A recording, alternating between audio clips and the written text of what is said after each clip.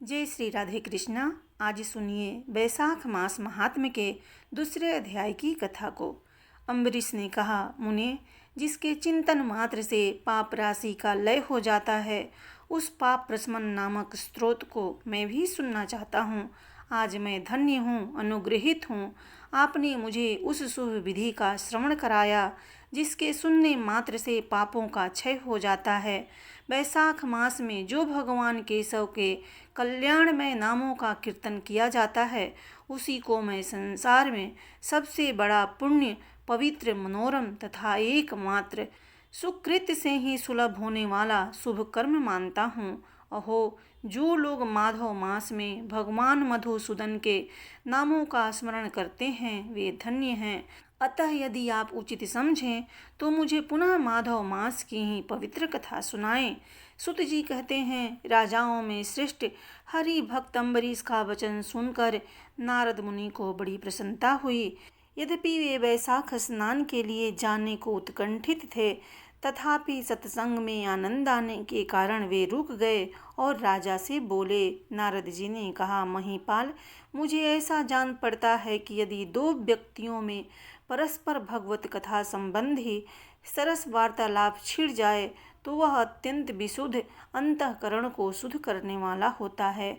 आज तुम्हारे साथ जो माधव मास के महात्म्य की चर्चा चल रही है, यह बैसाख स्नान की अपेक्षा भी अधिक पुण्य प्रदान करने वाली है, क्योंकि माधव मास के देवता भगवान श्री विष्णु हैं। अतः उसका कीर्तन भगवान का ही कीर्तन है, जिसका जीवन धर्म के लिए और धर्म भगवान की प्रसन्नता के लिए है, तथा जो रातों दिन पुण्योपार्जन में ही लगा रहता है, उसी को मैं इस पृथ्वी पर वैष्णव मानता हूँ। राजन, अब मैं बैसाख स्नान से होने वाले पुण्य फल का संक्षेप से वर्णन करता हूँ। विस्तार के साथ सारा वर्णन तो मेरे पिता ब्रह्मा जी भी नहीं कर सकते। बैसाख में डुबकी लगाने मात्र से समस्त पाप छूट जाते हैं। पूर्व काल की बात है, कोई मुनीश्वर तीर्थ यात्रा के प्रसंग से सर्वत्र घूम रहे थे। उनका नाम था मुनि शर्मा। वे बड़े धर्मात्मा, सत्यवादी, पवित्र तथा सम, दम एवं शांति धर्म से युक्त थे। वे प्रतिदिन पितरों का तर्पण और श्राद्ध करते थे। उन्हें वेदों और स्मृतियों के विधानों का सम्यक ज्ञान था। वे मधुर वाणी बोलते और भगवान का पूजन करते रहते थे।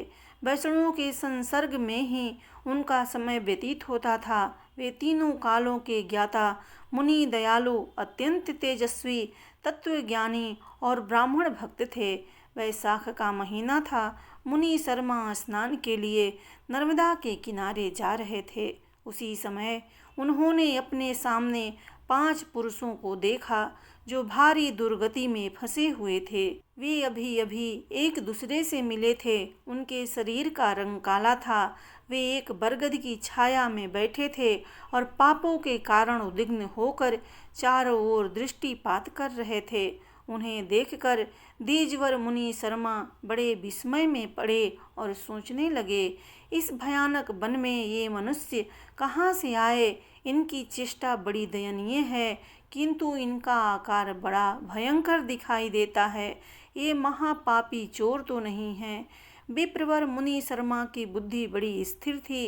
वे ज्यों ही इस प्रकार विचार करने लगे, उसी समय उपयुक्त 5 पुरुष उनके पास आए और हाथ जोड़कर मुनि शर्मा से बोले। उन पुरुषों ने कहा, विप्रवर, हमें आप कल्याणमय पुरुषोत्तम जान पड़ते हैं। हम दुखी जीव हैं। अपना दुख विचार कर आपको बताना चाहते हैं। द्विजवर, आप कृपा करके हमारी कष्ट कथा सुने। दैवश जिनके पाप प्रकट हो गए हैं, उन दीन दुखी प्राणियों के आधार आप जैसे संत महात्मा ही हैं। साधु पुरुष अपनी दृष्टि मात्र से पीड़ितों की पीड़ाएं हर लेते हैं। अब उनमें से एक ने सबका परिचय देना आरंभ किया। मैं पांचाल देश का क्षत्रिय हूँ। मेरा नाम नरवाहन है। मैंने मार्ग में मोहवश बाण द्वारा एक ब्राह्मण की हत्या कर डाली। मुझसे ब्रह्म हत्या का पाप हो गया है। इसलिए सीखा, सूत्र और तिलक से रहित होकर इस पृथ्वी पर घूमता हूँ और सबसे कहता फिरता हूँ कि मैं ब्रह्म हत्यारा हूँ। मुझ महापापी ब्रह्मघाती को आप कृपा के भिक्षा दें। इस दशा में पड़े पड़े मुझे 1 वर्ष बीत गया। मैं पाप से जल रहा हूँ। मेरा चित्त शोक से व्याकुल है तथा ये जो सामने दिखाई देते हैं इनका नाम चंद्र शर्मा है। ये जाति के ब्राह्मण हैं। इन्होंने मोह से मलिन होकर गुरु का वध किया है। ये मगध देश के निवासी हैं। इनके स्वजनों ने इनका परित्याग कर दिया है। ये भी घूमते घामते देवात यहाँ आ पहुँचे हैं। इनके भी न शिखा है न सूत्र। ब्राह्मण का कोई भी चिन्ह इनके शरीर में नहीं रह गया है। इनके सिवा जो ये तीसरे व्यक्ति हैं इनका नाम देव शर्मा है। ये भी बड़े कष्ट में हैं। ये भी जाति के ब्राह्मण हैं, किंतु मोहवश वैश्या की आसक्ति में फंसकर शराबी हो गए थे। इन्होंने भी पूछने पर अपना सारा हालचाल सच सच कह सुनाया है। अपने प्रथम पापाचार को याद करके इनके हृदय में बड़ा संताप होता है। ये सदा मन संताप से पीड़ित रहते हैं। इनको इनकी स्त्री ने, बंधु बांधवों ने तथा गांव के सब लोगों ने वहां से निकाल दिया है। ये अपने उसी पाप के साथ भ्रमण करते हुए यहाँ आए हैं। ये चौथे महाशय जाति के वैश्य हैं। इनका नाम विदुर है। ये गुरु पत्नी के साथ समागम करने वाले हैं। इनकी माता मिथिला में जाकर वैश्या हो गई थी। इन्होंने मोहवश 3 महीनों तक उसी का उपभोग किया है, किंतु जब असली बात का पता लगा है तो बहुत दुखी होकर पृथ्वी पर विचरते हुए ये भी यहाँ आ पहुँचे हैं। हम में से ये जो 5वें दिखाई दे रहे हैं ये भी वैसे ही हैं। इनका नाम नंद है। ये पापियों का संसर्ग करने वाले महापापी हैं। इन्होंने प्रतिदिन धन के लालच में पड़कर बहुत चोरी की है। पातकों से आक्रांत हो जाने पर इन्हें स्वजनों ने त्याग दिया है। तब ये स्वयं भी खिन्न होकर देवात यहाँ चले आए। इस प्रकार हम 5 महापापी एक स्थान पर जुट गए हैं। हम सब के सब दुखों से घिरे हुए हैं। अनेकों तीर्थों में घूम आए मगर हमारा घोर पातक नहीं मिटता। आपको तेज से उद्दीप्त देखकर हम लोगों का मन प्रसन्न हो गया है। आप जैसे साधु पुरुषों के पुण्यमय दर्शन से हमारे पातकों के अंत होने की सूचना मिल रही है। स्वामिन, कोई ऐसा उपाय बताइए जिससे हम लोगों के पापों का नाश हो जाए। प्रभो, आप वेदार्थ के ज्ञाता और परम दयालु जान पड़ते हैं। आपसे हमें अपनी उद्धार की बड़ी आशा है। मुनि शर्मा ने कहा, तुम लोगों ने अज्ञानवश पाप किया, किंतु इसके लिए तुम्हारे हृदय में अनुताप है तथा तुम सब के सब सत्य बोल रहे हो। इस कारण तुम्हारे ऊपर अनुग्रह करना मेरा कर्तव्य है। मैं अपनी भुजा ऊपर उठाकर कहता हूँ, मेरी सत्य बात सुनो। पूर्व काल में जब मुनियों का समुदाय एकत्रित हुआ था उस समय मैंने महर्षि अंगिरा के मुख से जो कुछ सुना था वही वेद शास्त्रों में भी देखा। वह सबके लिए विश्वास करने योग्य है। मेरी आराधना से संतुष्ट हुए स्वयं भगवान विष्णु ने भी पहले ऐसी ही बात बताई थी। वह इस प्रकार है, भोजन से बढ़कर दूसरा कोई तृप्ति का साधन नहीं है। पिता से बढ़कर कोई गुरु नहीं है। ब्राह्मणों से उत्तम कोई पात्र नहीं है तथा भगवान विष्णु से श्रेष्ठ दूसरा कोई देवता नहीं है। गंगा जी की समानता करने वाला कोई तीर्थ नहीं। गौदान की तुलना करने वाला कोई दान नहीं। गायत्री के समान जप, एकादशी के तुल्य व्रत, पत्नी के सदृश मित्र, दया के समान धर्म तथा स्वतंत्रता के समान सुख नहीं है। गृहस्थ से बढ़कर आश्रम और सत्य से बढ़कर सदाचार नहीं है। इसी प्रकार संतोष के समान सुख तथा बैसाख मास के समान महान पापों का अपहरण करने वाला दूसरा कोई मास नहीं है। वैशाख मास भगवान मधुसूदन को बहुत ही प्रिय है।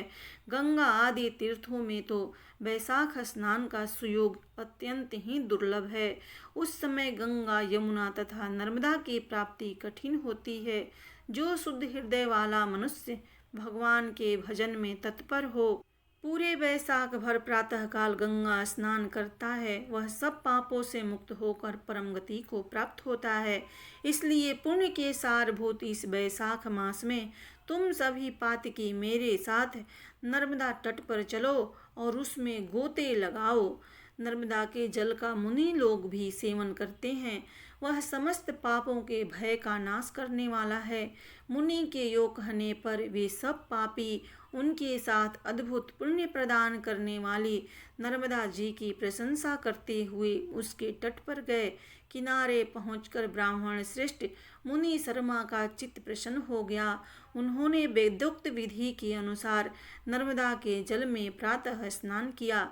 उपयुक्त पांचों पापियों ने भी ब्राह्मण के कहने से ज्यों ही नर्मदा में डुबकी लगाई त्यों ही उनके शरीर का रंग बदल गया। वे तत्काल स्वर्ण के समान कांतिमान हो गए। फिर मुनि शर्मा ने सब लोगों के सामने उन्हें पाप प्रशमन नामक स्तोत्र सुनाया। भूपाल, अब तुम पाप प्रशमन नामक स्तोत्र सुनो। इसका भक्ति पूर्वक श्रवण करके भी मनुष्य पाप राशि से मुक्त हो जाता है। इसके चिंतन मात्र से बहुतेरे पापी शुद्ध हो चुके हैं। इसके सिवा और भी बहुत से मनुष्य इस स्रोत का सहारा लेकर अज्ञान जनित पाप से मुक्त हो गए हैं।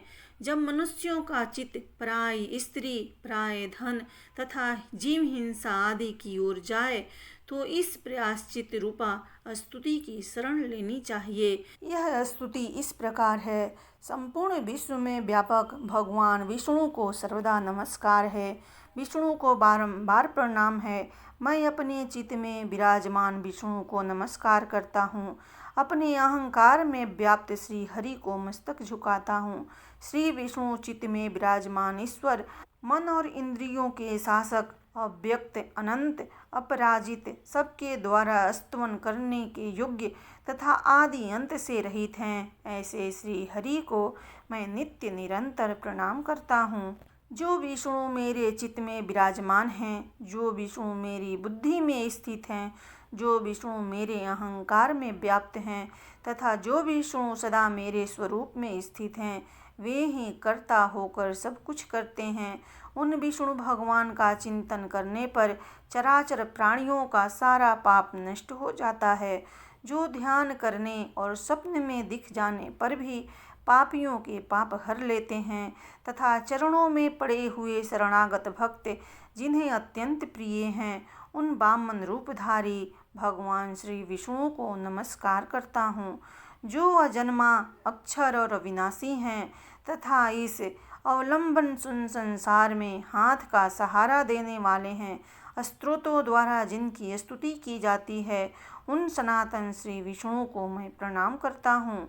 हे सर्वेश्वर, हे ईश्वर, हे व्यापक परमात्मन, हे अधोक्षज, हे इंद्रियों का शासन करने वाले अंतर्यामी हर्षिकेश, आपको बारंबार नमस्कार है। हे नृसिंह, हे अनंत, हे गोविंद, हे भूत भावन, हे केशव, हे जनार्दन, मेरे दुर्वचन, दुष्कर्म और दुश्चिंतन को शीघ्र नष्ट कर दीजिए। महाबाहो, मेरी प्रार्थना सुनिए। अपने चित्त के वश में होकर मैंने जो कुछ बुरा चिंतन किया हो उसको शांत कर दीजिए। ब्राह्मणों का हित साधन करने वाले देवता गोविंद, परमार्थ में तत्पर रहने वाले जगतनाथ, जगत को धारण करने वाले अच्युत, मेरे पापों का नाश कीजिए। मैंने पूर्वाह्न, सायंकाल, मध्याह्न तथा रात्रि के समय शरीर, मन और वाणी के द्वारा जानकर या अनजाने में जो कुछ पाप किया हो वह सब हर्षिकेश, पुंडरीकाक्ष और माधव, इन 3 नामों के उच्चारण से नष्ट हो जाए। हर्षिकेश, आपके नामोच्चारण से मेरा शारीरिक पाप नष्ट हो जाए।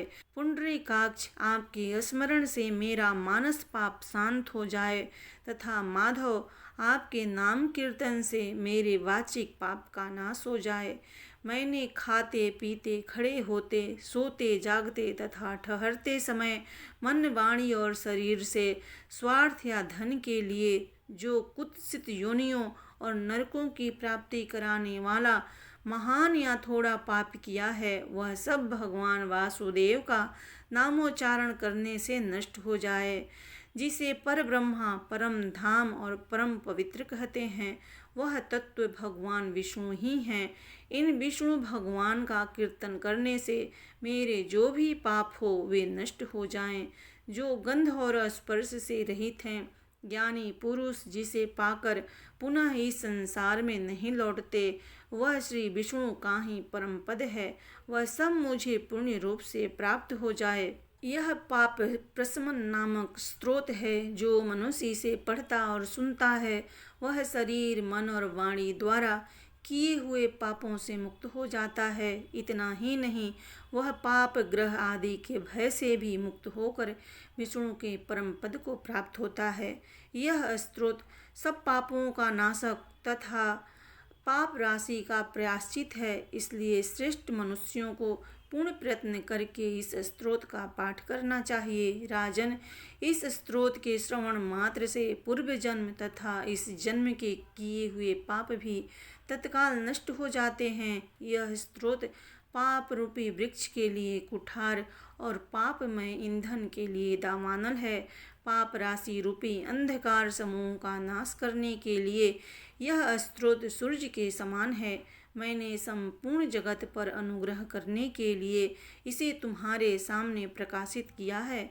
इसके पुण्यमय महात्म का वर्णन करने में स्वयं श्री हरि भी समर्थ नहीं हैं। प्रेम से बोलिए भगवान विष्णु की जय।